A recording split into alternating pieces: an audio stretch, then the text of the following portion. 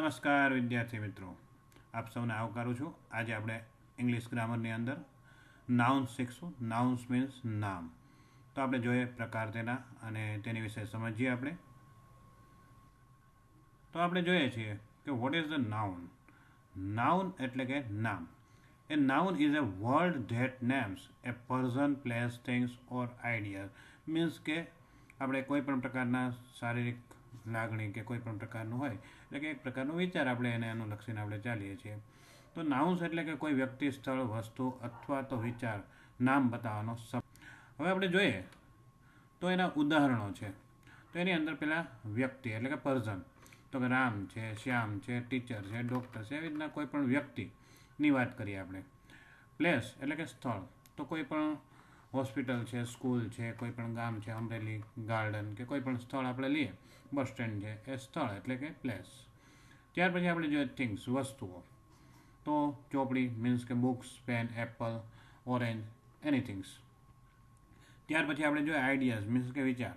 તો આપણી અંદર પ્રમાણિકતા હોય એટલે કે ઓનેસ્ટી. આપણી અંદર પ્રેમ એટલે કે લવ, પીસ. ભૂખ, તરસ એટલે કે થર્સ્ટી, હંગરી કે કોઈ પણ. તો લવ, હેટ્સ, એવરીથિંગ્સ. અહીંયા આપણે જોઈશું એના પ્રકારો. તો ટાઈપ્સ ઓફ નાઉન્સ આપણે જોઈએ તો એમાં પહેલો પ્રકાર જોઈએ, બીજો પ્રકાર જોઈએ, એ રીતે આપણે 5 પ્રકાર છે એ જોઈએ. તો પહેલું છે પ્રોપર નાઉન એટલે કે વ્યક્તિવાચક નામ કહીએ છીએ આપણે, એટલે કે વ્યક્તિ નામ, જેને આપણે પ્રોપર નાઉન્સ કહીએ છીએ. ત્યાર પછી કોમન નાઉન એટલે કે સામાન્ય નામ, કે ગાય છે, કૂતરું છે, માણસ છે, પણ કોણ એ ખબર નથી, પણ સામાન્ય નામ તરીકે આપણે લેતા હોઈએ છીએ. કલેક્ટિંગ નાઉન્સ મીન્સ કે સમૂહવાચક નામ. તો કલેક્ટિંગ નાઉન્સની અંદર ટીમ્સ, આર્મી એ બધી જ વસ્તુ આવી જાય, સમૂહવાચક જે હોય તે. ત્યાર પછી મટીરિયલ નાઉન્સ એટલે કે પદાર્થવાચક નામ. તો અહીંયા આપણે જોઈએ છીએ કે પદાર્થવાચક નામની અંદર આપણે કોઈ પણ ખાદ્ય સામગ્રી કે કોઈ પણ વસ્તુ લઈ શકીએ છીએ. ઓઇલ, ઘી એ તમામ વસ્તુઓ કોઈ પણ મટીરિયલ્સ લઈ શકાતું હોય છે. ત્યાર પછી આપણે જોઈએ એબ્સ્ટ્રેક્ટ નાઉન એટલે કે ભાવવાચક, જે આપણી અંદર ઉત્પન્ન થાય છે, લાગણી એટલે કે આપણે જોઈએ છીએ કે પ્રેમ, ધિક્કાર, ભૂખ, તરસ વગેરે. તો આ 5 પ્રકાર છે મિત્રો, એ તમારે યાદ રાખવાના છે. Proper noun, common noun, collecting nouns, material nouns and abstract noun. ત્યાર પછી આપણે જોઈએ મિત્રો તો પ્રોપર નાઉનની અંદર પહેલો પ્રકાર છે જેને વ્યક્તિવાચક નામ તરીકે આપણે ઓળખીએ છીએ, જેની અંદર a proper noun is the name of a specific person એટલે કે ચોક્કસ વ્યક્તિ માટે, પ્લેસ ઓર થિંગ્સ કોઈ પણ ચોક્કસ સ્થળ કે વસ્તુ માટે આપણે લેતા હોઈએ છીએ. તો આપણે અહીંયા યાદ રાખવાનું a proper noun is and the name of a specific person, place or things. તો ચોક્કસ વ્યક્તિ માટે, સ્થળ માટે અથવા તો વસ્તુ માટે આપણે બતાવતા હોઈએ છીએ.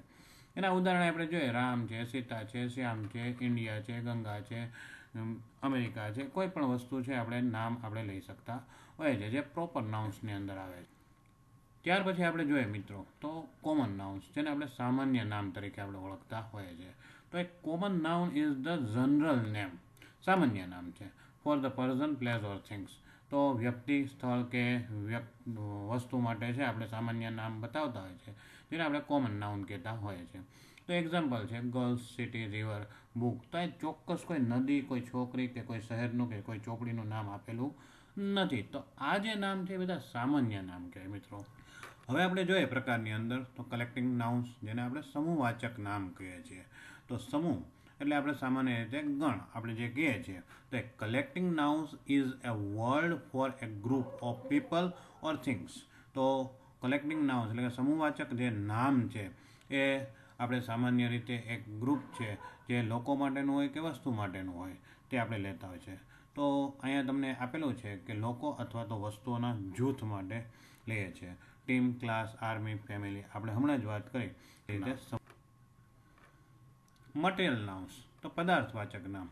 તો આપણે જોઈએ છીએ તો પદાર્થવાચક નામ એટલે કે કોઈ પણ પદાર્થ. A material noun is the name of a substance or materials એટલે કે કોઈ પદાર્થ કે કોઈ ચીજ વસ્તુ માટે આપણે લેતા હોઈએ છીએ. તો અહીં તમને આપેલું છે કે પદાર્થ અથવા તો વસ્તુનું નામ. તો પદાર્થવાચક નામ તરીકે આપણે એટલે કે મટીરિયલ્સ નાઉન લેતા હોઈએ છીએ. એમાં ઉદાહરણ આપણે જોઈએ સોનું, ચાંદી, પાણી, કપાસ એટલે કે ગોલ્ડ, સિલ્વર, વોટર, કોટન વગેરે લઈ શકીએ, ઓઇલ, ઘી વગેરે વગેરે. ત્યાર પછી આપણે જોઈએ મિત્રો તો એબ્સ્ટ્રેક્ટ નાઉન, જે આપણી અંદરથી આ બધું ઉત્પન્ન થાય છે, જે લાગણી વશ હોય છે. તો an abstract noun is the name of a quality, feelings or idea. આપણે આગળ જ વાત કરી કે આપણી અંદર ઉદ્ભવે છે, જે આપણા ગુણ છે, લાગણી છે કે વિચારો, એ તમામ વસ્તુઓ આવી જાય છે અહીંયા. તો આપણે જોઈએ છીએ કે આપણી અંદર જે ગુણ, ભાવના કે વિચાર આવે છે એને આપણે ભાવવાચક તરીકે લઈએ છીએ. ઓનેસ્ટી, બ્રેવલી, લવ, બ્યુટી. અહીંયા આપણે જોશું તો ઉદાહરણ જોઈએ, આપણે એક્સરસાઇઝ અભ્યાસ કરીએ આપણે. તો identify the types of noun in each sentence. તો અહીંયા દરેક વાક્ય આપેલા છે, અહીંયા આપણે જોઈએ છીએ. તો વાક્યની અંદર દરેક જે નાઉન્સ છે તેના પ્રકાર આપણે ઓળખીએ સામાન્ય રીતે. તો ધ સન, ધ સન છે એ પ્રોપર નાઉન કહેવાય. હવે એ મધર છે તો એ કોમન નાઉન છે. ઓનેસ્ટી છે એબ્સ્ટ્રેક્ટ નાઉન છે.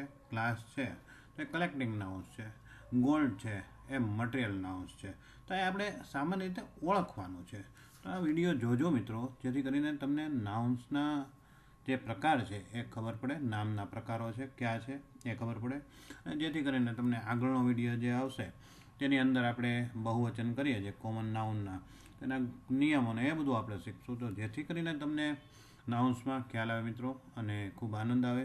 વિડીયો જોઈ અને શેર કરજો, લાઈક કરજો, જેથી કરીને તમારી જે વિદ્યાર્થીઓ છે એ પણ લાભ લઈ શકે. તો ખૂબ આભાર, ધન્યવાદ.